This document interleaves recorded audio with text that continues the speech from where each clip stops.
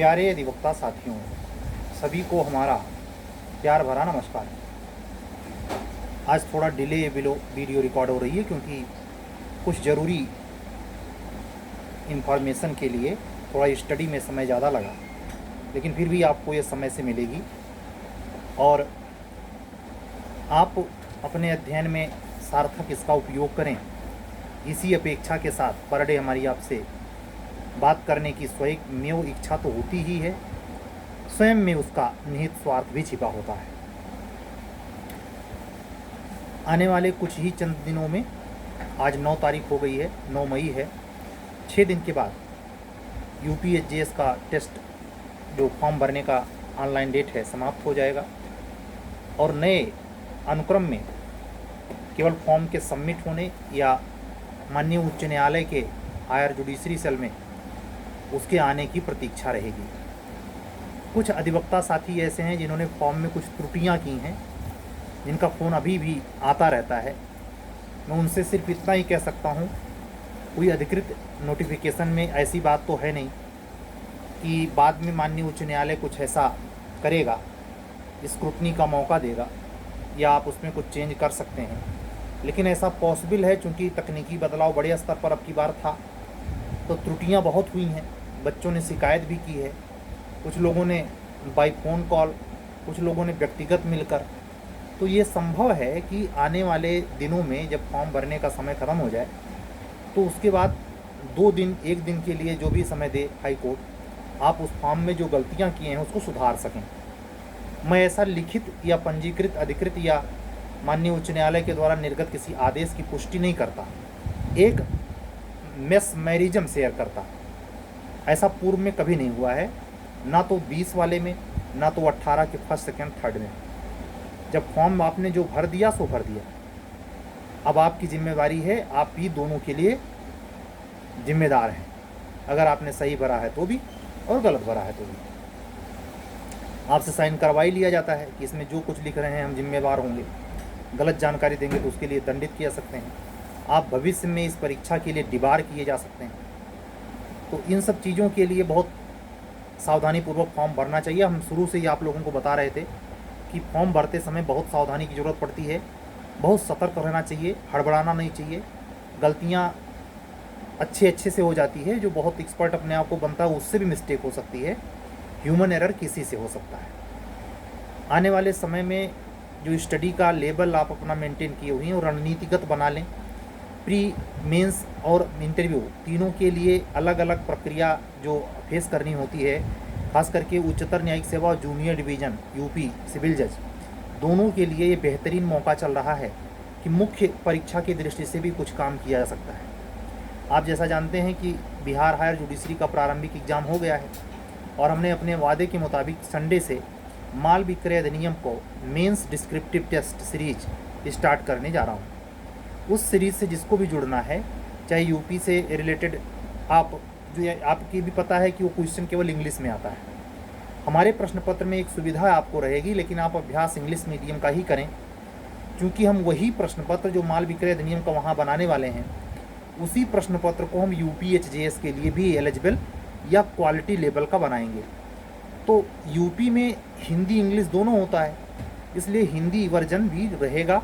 लेकिन आप अपनी तैयारी को इतना स्तर तक ज़रूर काबिले लेवल बनाएं कि आप जब बिहार का एग्ज़ाम दे रहे हों तो इंग्लिश में पढ़ के ही आप उसका आंसर देने में सक्षम हों।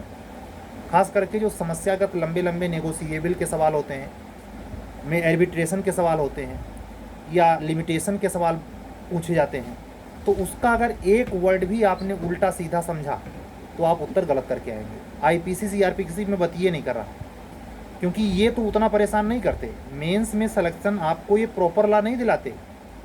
आपके वहाँ जो माइनर लॉ है, जिसको आप बहुत कम पढ़े होते हैं, उसी आधार पे जिनका फाइनल सिलेक्शन होता है वो उसी में अच्छा कर जाते हैं और कॉमन पेपर में कॉमन रहता है, नंबर उनका एक्स्ट्रा हो जाता है और सेलेक्ट हो जाते हैं।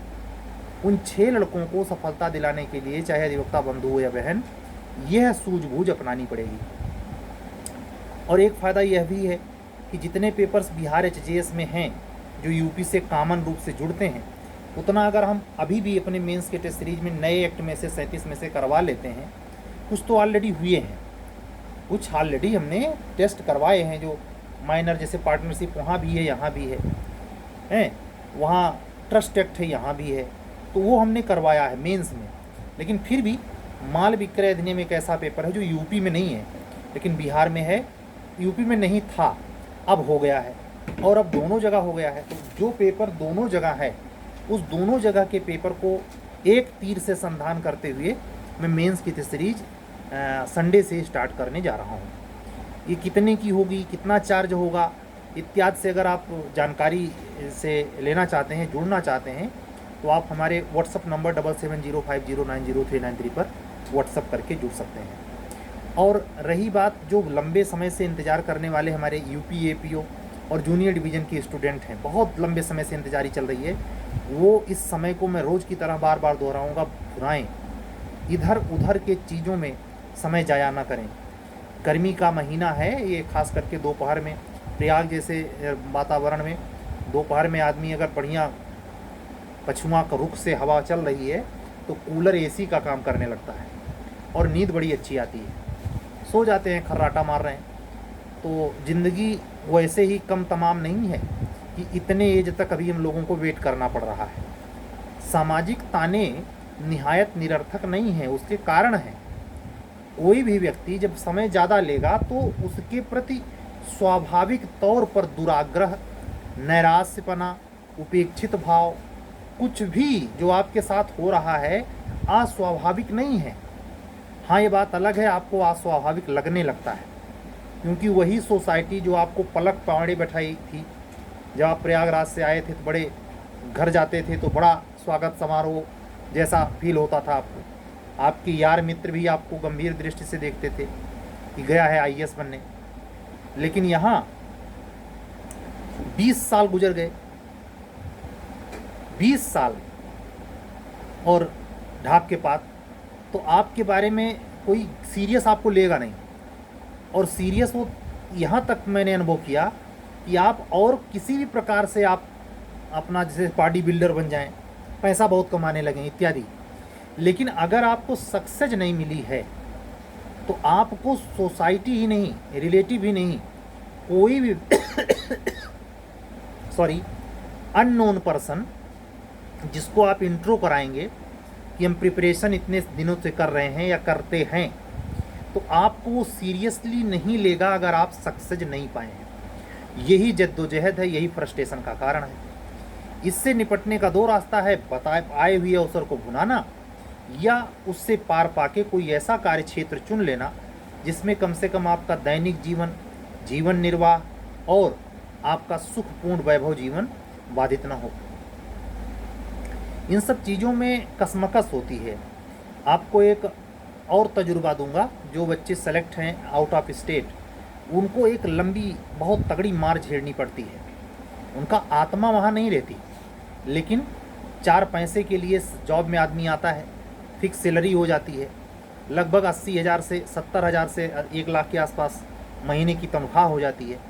तो उस स्थिति में जूनियर डिवीज़न एपीओ की जॉब करने वाला स्टूडेंट भले आउट ऑफ स्टेट है, उसको वहाँ कोई नहीं जानता, वो अपने काम नियमित ढंग से कर रहा है, किस आशा में कि ये जो सैलरी हमें मिल रही है इसके माध्यम से हमारा जीवन निर्वाह हो जाएगा, घरेलू खर्चे जो हमारे थे, हमारे माँ बाप ने हमको पढ़ाया था, उनसे हमारी अपेक्षाएं थी, उनको एक न्याय गरिमा और एक मान प्रतिष्ठा भी हो जाएगी। साथ ही उसी पढ़ाई के दरमियान उसी सैलरी से आगे की परीक्षाएं जो देने का अवसर है, जैसे हायर जुडिशरी है, तो उसमें दे करके अपने स्टेट आने की कोशिश करता है। हाँ, ये बात अलग है कि अगर जूनियर डिवीज़न में आप आउट ऑफ स्टेट सिलेक्शन पा जाते हैं अंडर 35, तो आपको हायर जुडिशरी का ये बार कोटे का प्लान सीट नहीं मिलेगा, अपने स्टेट में आने के चांस आपके ख़त्म हो जाएंगे। आप वहाँ के एचजीएस को ज्वाइन करें और आप वहाँ के एकेडमिक परीक्षा को पास करके एचजीएस बन सकते हैं, लेकिन ऐसा नहीं हो सकता कि एज ए जुडिशियल ऑफिसर आप अनदर स्टेट में जा करके एचजीएस का एग्ज़ाम बार कोटे का दे सकें। बिल्कुल अनुमान नहीं है।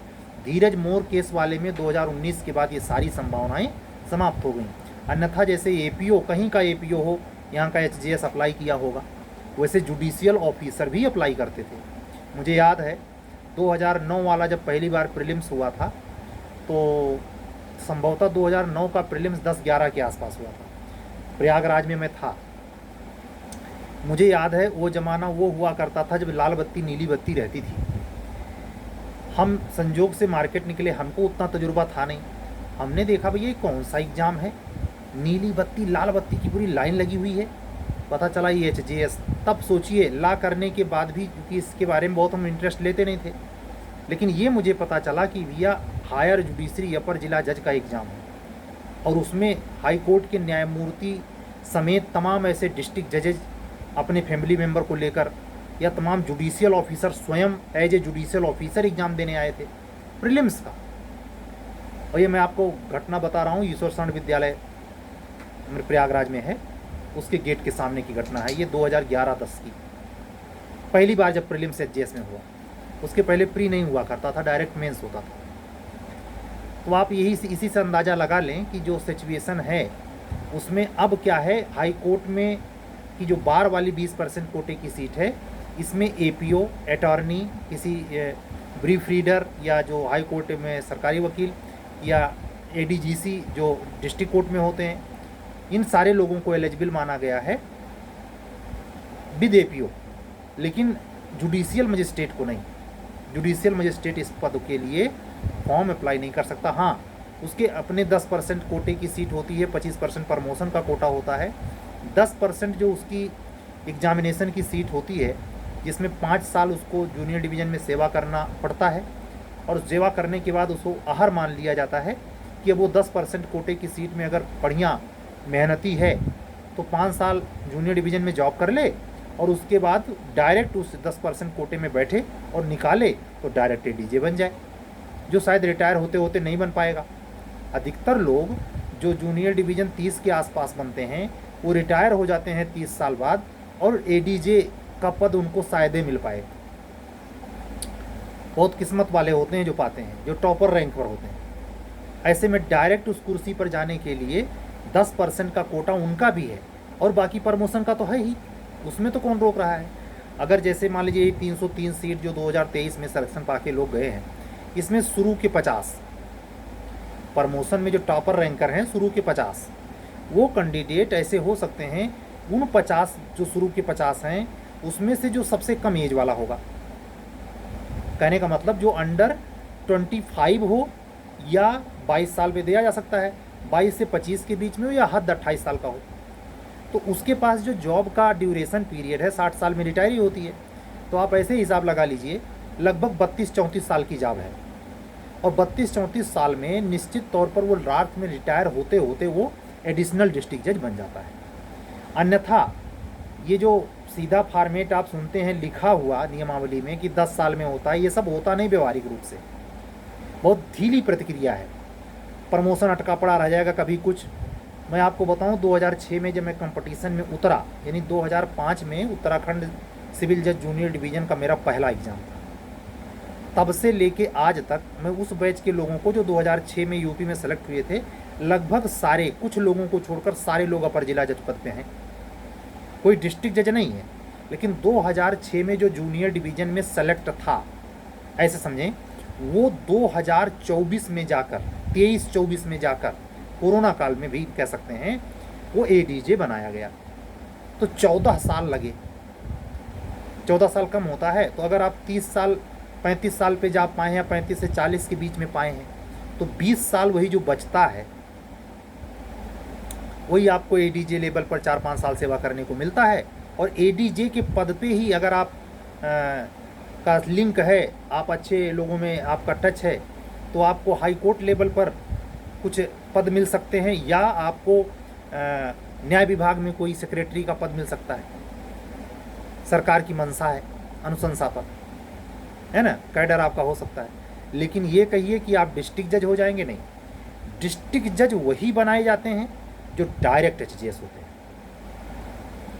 मेरे देखिए डिस्ट्रिक्ट जज अधिकतर 98% वही बनाए जाते हैं जो डायरेक्ट ADJ होते हैं। जैसे कोई लड़का ऐसा हो सकता है जो एग्जैक्ट 35वें साल पे ही ADJ बन जाए, और कोई लड़का ऐसे हो सकता है OBC कैंडिडेट 48वें साल हो। 48वें साल जो होगा उसके पास 12 साल की जॉब है, और जो 35वें साल होगा 5 इधर 10 उधर 15 साल की जॉब है। सॉरी 35 5 40, मैंने गलत बोला, 5 इधर और 20 उधर, 25 साल की जॉब है।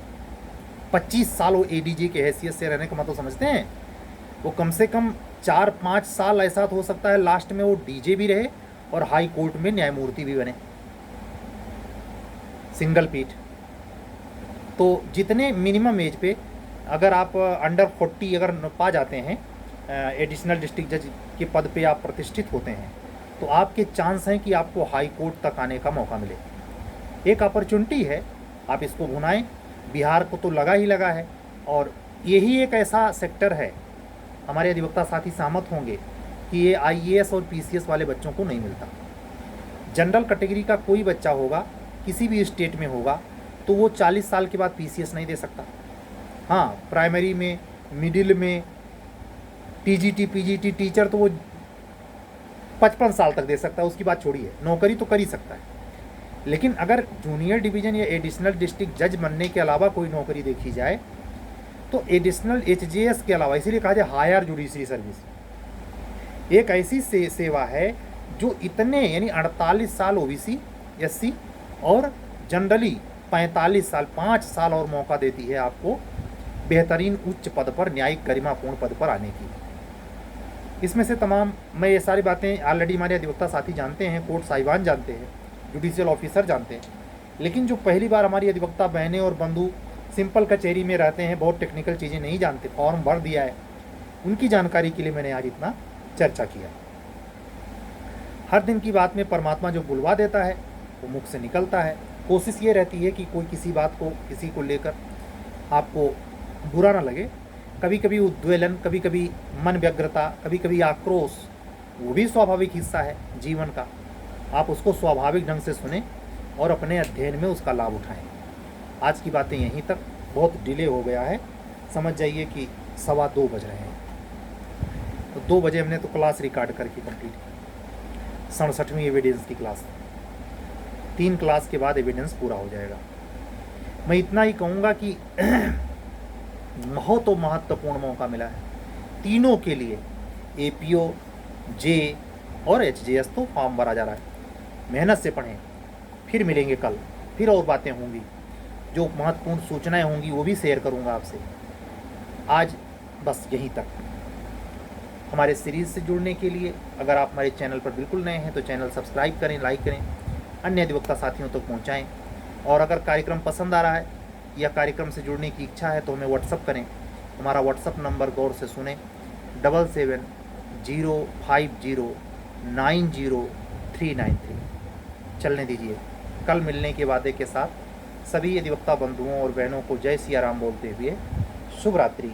सत्यमेव जयते।